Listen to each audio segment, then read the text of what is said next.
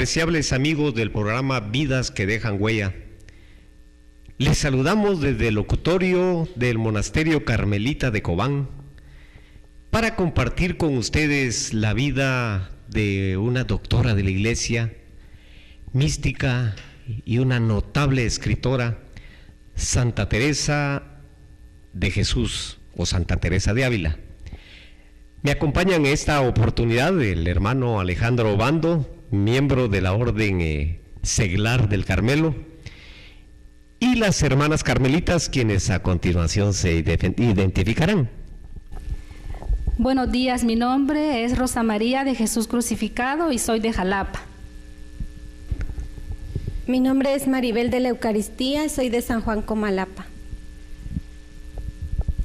Mi nombre es Cruz María de los Sagrados Corazones, soy de la capital. Mi nombre es María Isabel de la Trinidad y soy de Totonicapán.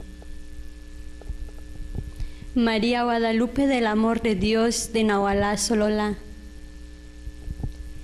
Laura Sofía de la Madre de Dios y soy de la capital. Es un gusto estar con ustedes. Soy la hermana Gloria María de la Cruz de aquí de Cobán. En un momento estaremos compartiendo con ustedes la vida de tan ejemplar mujer. Mientras les pedimos que nos acompañen al siguiente video. Nació en la ciudad de Ávila en el año 1515, en pleno Renacimiento español, en el siglo de oro, una época de grandes contrastes, de muchas riquezas, pero también de muchas miserias. Ella nace en el seno de una familia acomodada y como tal está acostumbrada a vivir rodeada de galas, de criados, de caballos utilizados por sus hermanos y por su padre, de armaduras, de arcones. Desde niña tiene una gran sensibilidad religiosa. De hecho, se retiraba largos ratos para orar a los pies de un cuadro que representaba a la samaritana y a Jesús, y mirándole decía: dame de beber, dame de beber. También cuenta que leía con su hermano Vidas de Santos, y cuenta que se dedicaba a jugar con sus amiguitas a que eran ermitañas. A la edad de 20 años, entró religiosa carmelita en el monasterio de la Encarnación. Las motivaciones no fueron totalmente religiosas. Era una mujer independiente, inteligente, bien formada y no quería estar sometida a un marido. Y en aquella época la única manera de no estar sometida a un marido era ser religiosa. Incluso dice que se hizo religiosa carmelita en la Encarnación porque allí tenía una amiga suya. Pero el Señor sabe escribir derecho con renglones torcidos. Y ella se dedicó desde muy pronto a las lecturas espirituales, a la oración, al servicio de las enfermas, de tal manera que el Señor fue clarificando su vocación y profundizando la relación con ella. Teresa Sánchez Cepeda de Ahumada era el nombre de Santa Teresa de Jesús. ¿Cómo era el entorno familiar de nuestro personaje de hoy, Alejandro? Teresa, hija de don Alonso Sánchez de Cepeda y doña Beatriz de Ahumada, ellos se casaron en 1509 y vivían en Ávila. Pues sí, eran las segundas nupcias de don Alonso. Él ya tenía 3 hijos y con doña Beatriz tuvo 9 hijos y uno de ellos era Santa Teresa. Y como dice bien Santa Teresa, todos sus hermanos eran virtuosos, ella era la que menos, dice, ¿verdad?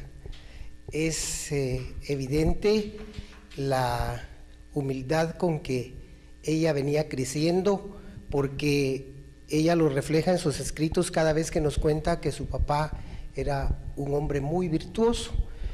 Se encontraban en la biblioteca de don Alonso muchos libros de espiritualidad, muchos libros de espiritualidad, y era un poquito extraño en esa época que las mujeres leyeran, y era una de las habilidades de Teresa, ya alrededor de los 8 años.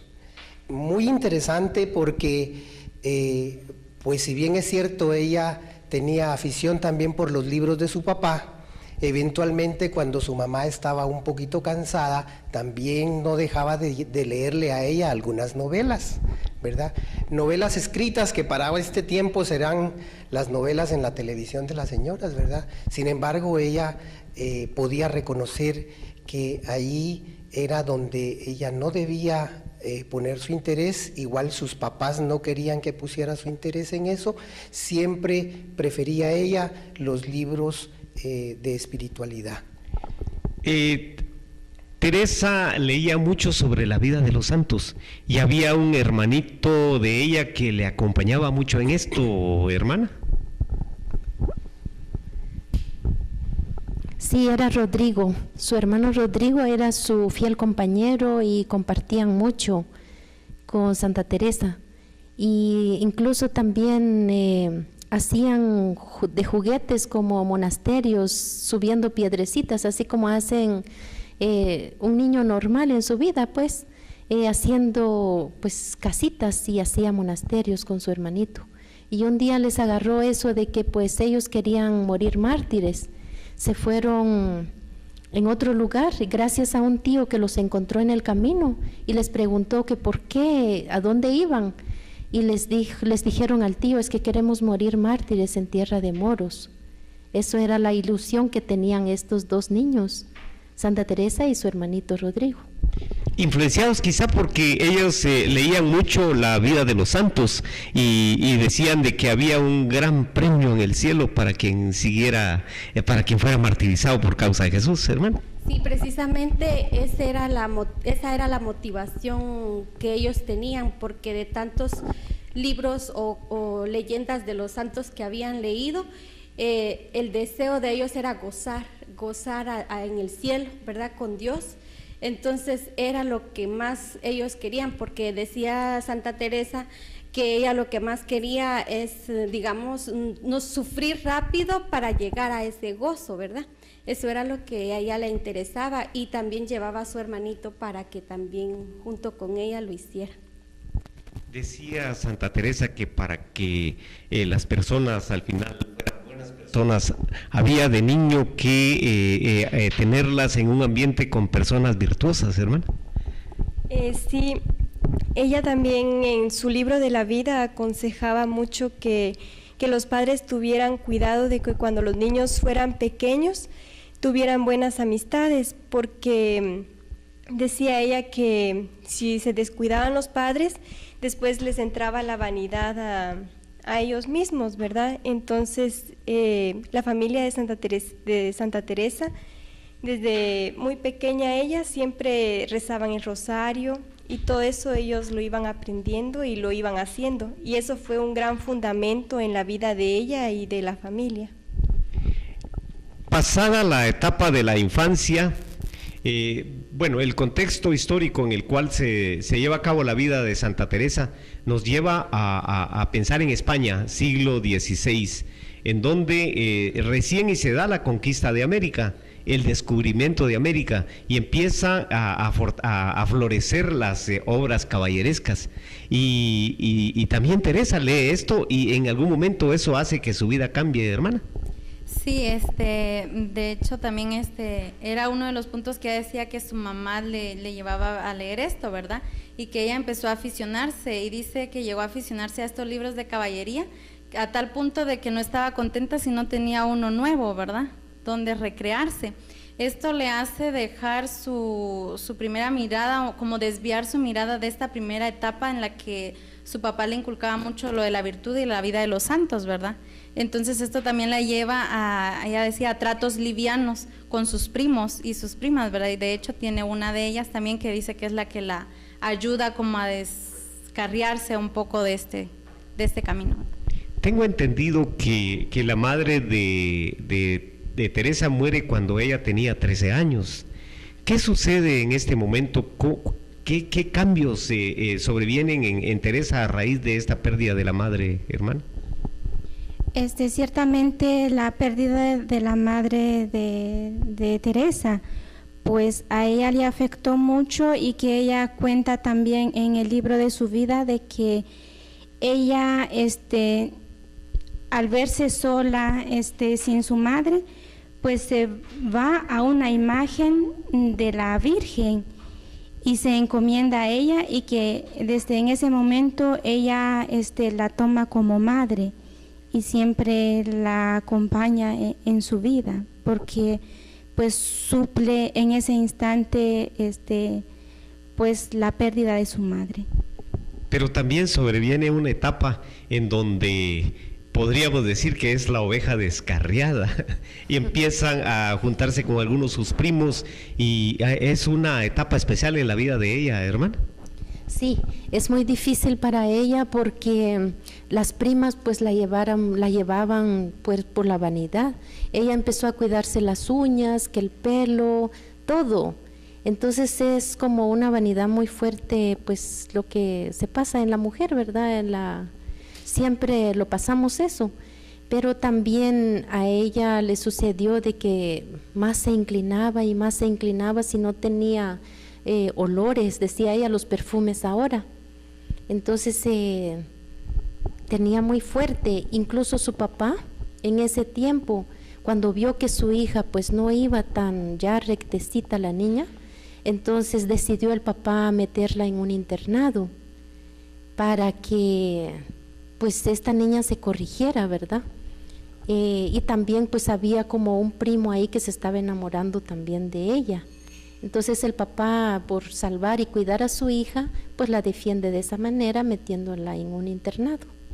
Tengo entendido que ella estudia en un colegio de las hermanas agustinas, y ahí sufre ella un cambio muy especial, hermana. Sí, ella allí empieza nuevamente a reeducarse en sus hábitos, como ella nos cuenta allí en vida, que con el hecho de ver a una monja estando allí en las Agustinas, que se llama Juana de Briceñas, perdón. Entonces allí ella, a través de ella, ve las buenas virtudes, una monja que vive su vida con autenticidad, y eso le conmueve a ella a cambiarse. Pero sucede algo en esa etapa de su vida en que le impide de alguna manera proseguir con ese camino que ella llevaba. Ella ahí descubre su vocación, pero sucede algo de lo cual ninguno de nosotros está exento, como es una enfermedad que la hace retirarse del colegio. Su padre la saca del colegio, hermana. Sí, precisamente en ese tiempo, cuando ella, digamos que fue el tiempo como de su discernimiento vocacional, porque ella en su corazón pues sentía que el Señor la llamaba a la vida religiosa, pero empieza ese tiempo en el que también ella se sentía atraída, ¿no?, por las vanidades, ella dice. Entonces, y también se da cuenta de que empieza como ese tiempo de oración, porque ella empieza a preguntarle al Señor: Señor, ¿qué quieres de mí?